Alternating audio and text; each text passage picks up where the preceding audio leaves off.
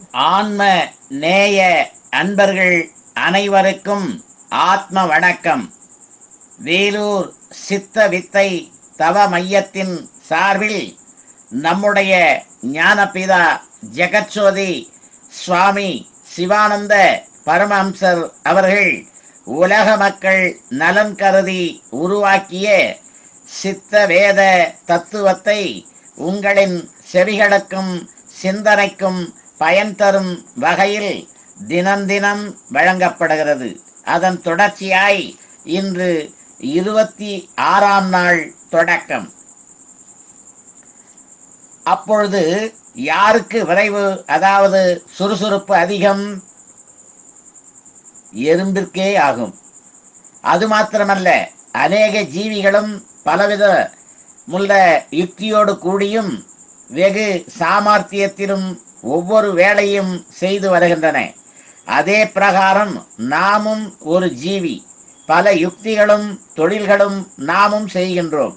ஆனால் நம்மால் ஒரு காலம் செய்ய முடியாத கைத்தொழில்களை தூக்கணாங்குருவி, குளவி, தேனி, எட்டுக்கால் பூச்சி முதலாகிய பல ஜீவிகளும் செய்து வருகின்றன.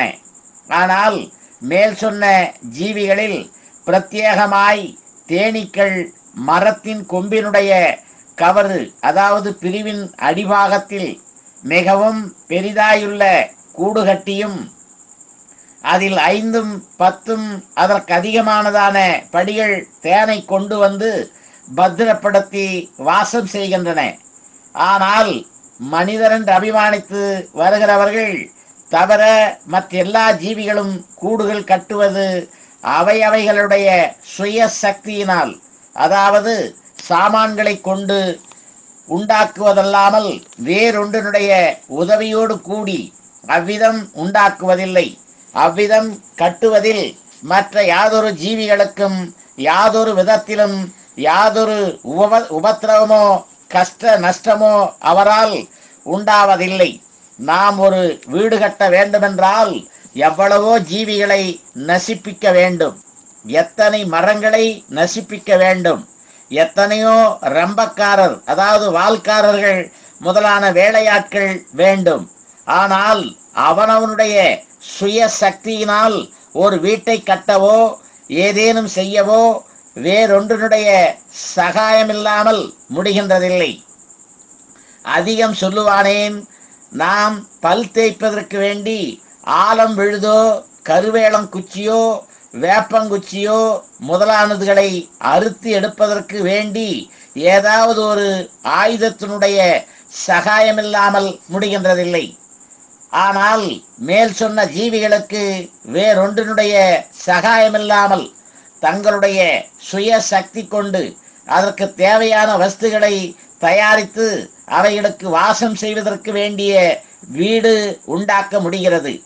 அவ்விதம் உண்டாக்கின தங்களுக்கு இருக்க வேண்டியதான கூடாகிய வீடு எவ்விதமான கொடும் காற்றினாலோ மிகவும் கடினமான மழையினாலோ வீழ்ந்து நசிக்கவோ மற்ற யாதொரு உபத்திரவங்களும் நேரிடுவதோ உண்டாவதில்லை.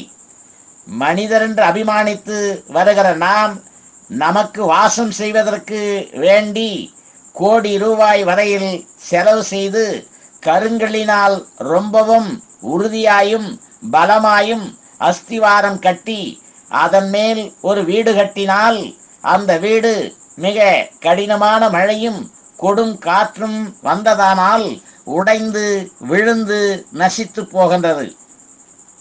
ஆனால் மேல் சொன்ன தேனியின் கூடு அவ்விதம் நசிக்கிறதில்லை.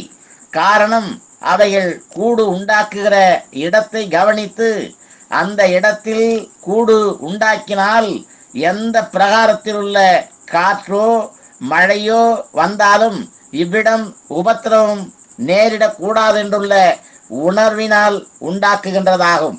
நமக்கு அவ்விதத்திலுள்ள உணர்வு இல்லாததினாலாகும் நாம் கட்டுகின்றவை நசித்து போக காரணம். ஆகையினால் மேற் சொன்ன ஜீவிகளுடைய ஞானம், அதாவது அறிவு எவ்வளவோ மேன்மையாயும் ஆச்சரியம் உள்ளதாயும் இருக்கும் என்று நாம் அறிய வேண்டியிருக்கிறது.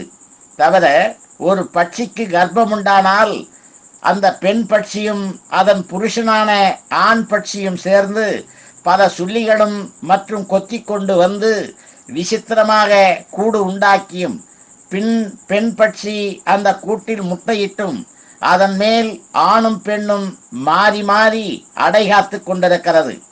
இவ்விதமிருந்து அந்த முட்டைகள் கரு கூடி அதன் உள்ளில் குஞ்சுகள் உண்டாயிற்றென்று அறியும் பொழுது அந்த முட்டையை கொத்தி உடைத்து அதில் இருந்ததான குஞ்சுகளை அதிக பிரதியுடன் கூடி வளர்க்கின்றன.